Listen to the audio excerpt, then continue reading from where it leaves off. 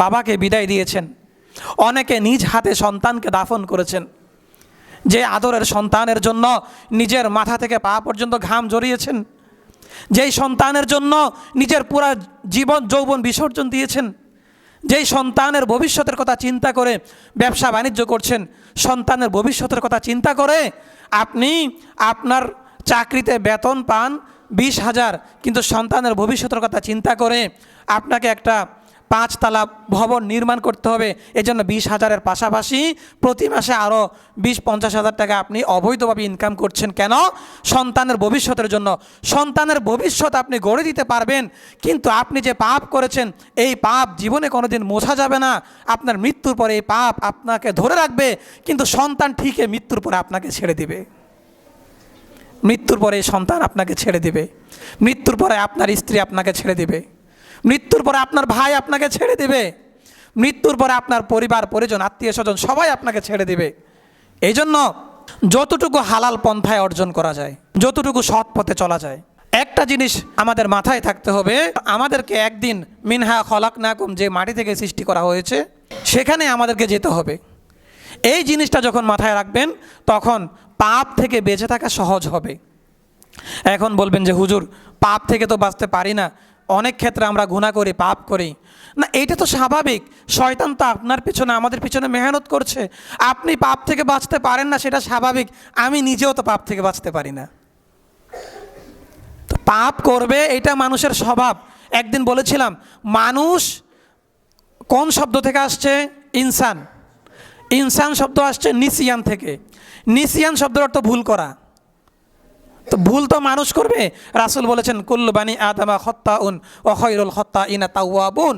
সমস্ত বনি আদম ভুল করবে, কিন্তু সেই ব্যক্তি উত্তম যে ব্যক্তি ভুলের পরে আবার তাওবা করে সঠিক পথে ফিরে আসবে। বলেন সুবহানাল্লাহ। এই জন্য রাসূল সাল্লাল্লাহু আলাইহি সাল্লামের সাহাবী যারা ইসলাম পূর্ব যুগে ইতিহাসের সর্বশ্রেষ্ঠ হিংস্রদের কাতারে ছিলেন, কিন্তু ইসলাম গ্রহণের পরে পৃথিবীর সর্বশ্রেষ্ঠ সোনার মানুষে রূপান্তরিত হয়েছেন। যেই খালেদ বিন ওয়ালিদকে সবাই হিংস্র বলে জানতো, যে খালেদ বিন ওয়ালিদের ভয়ে থর থর করে গোটা মুসলিম বিশ্ব কাঁপত, যে খালেদ বিন ওয়ালিদের কারণে উহুদ যুদ্ধে মুসলমানরা পরাজয় বরণ করেছে। বদর যুদ্ধে মুসলমানরা যখন বিজয় লাভ করেছে, এরপরে উহুদ যুদ্ধে খালেদ বিন ওয়ালিদ শপথ করেছে, দেখি মুসলমানরা কিভাবে বিজয় লাভ করে। খালেদ বিন ওয়ালিদ তখনও ইসলাম ধর্ম গ্রহণ করে নাই। উহুদ যুদ্ধে রাসূল 25 জনের একদল সাহাবীকে দাঁড় করিয়েছেন উহুদ পাহাড়ের এক প্রান্তে। এই প্রান্ত দিয়ে তোমরা দাঁড়িয়ে থাকবে, মুসলমানদের বিজয় সুনিশ্চিত হোক বা না হোক তোমরা তোমাদের ওই জায়গা পরিত্যাগ করবে না, আমিরের আদেশ মান্য করবে। কিন্তু দুর্ভাগ্যবশত সেখানে খালেদ বিন ওয়ালিদের কৌশলের কাছে মুসলমানরা হেরে গিয়েছে। যেখানে বদর যুদ্ধে মাত্র 313 জন মুসলমান বিজয় লাভ করেছে কাফেরদের বিরুদ্ধে, কিন্তু উহুদ যুদ্ধে বিশাল সংখ্যক 1000-এর বেশি মুসলমান, কিন্তু তারা কাফেরদের সাথে পেরে উঠে নাই। তো সেই খালেদ বিন ওয়ালিদ যখন ইসলাম ধর্ম গ্রহণ করেছে, তখন আল্লাহ রাব্বুল আলামিন তাকে একটি উপাধি দিয়েছেন, হে রাসূল আপনি খালেদ বিন ওয়ালিদকে বলেন, খালেদ বিন ওয়ালিদ হচ্ছে সাইফুল্লাহ, আল্লাহর তরবারি। বলেন সুবহানাল্লাহ। তো এইভাবে সাহাবায়ে কেরামরা ইমানের কারণে, ইসলামের কারণে অনেক দামি হয়ে গিয়েছেন। এটাই বলেছিলাম যে মানুষ পাপ করবে, গুনাহ করবে, এটা মানুষের স্বভাবজাত অভ্যাস, কিন্তু পাপের পরে তাওবা করে সঠিক পথে যদি ফিরে আসে, ওই মানুষগুলা সর্বশ্রেষ্ঠ মানুষ হিসেবে রূপান্তরিত হবে, পরিগণিত হবে। যেমনটা সাহাবায়ে কেরাম হয়েছেন।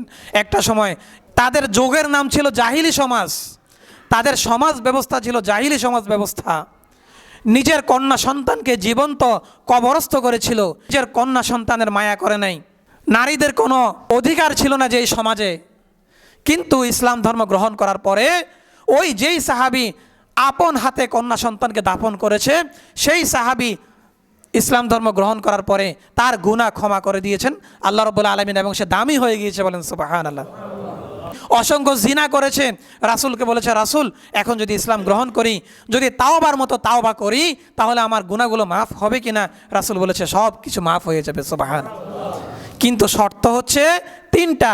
তাওবার স্তর কয়টা বলেন? পাপ ছাড়তে হবে, ছাড়ার মতো ছাড়তে হবে। এরপরে ওই পাপের উপরে লজ্জিত হতে হবে, ভবিষ্যতে ওই পাপ কাজ আর করবো না এই বিষয়ের উপরে প্রতিজ্ঞাবদ্ধ হতে হবে। যদি এই কাজ করতে পারি আমরা, তাহলে আমাদের এই 40, 50, 60, 70 বছরের পাপগুলো ইনশাআল্লাহ সব মাফ হয়ে যাবে। ইন্নাল্লাহ ইয়াগফিরুয যুনুবা জামিআ, আল্লাহ রাব্বুল আলামিন সব গুনাহ ক্ষমা করে দিবেন। সুবহানাল্লাহ, আল্লাহ তো ওয়াদা করেছেন আমাদের সাথে। এজন্য ভাই আমরা চেষ্টা করি একটু পাপ থেকে বিরত থাকার।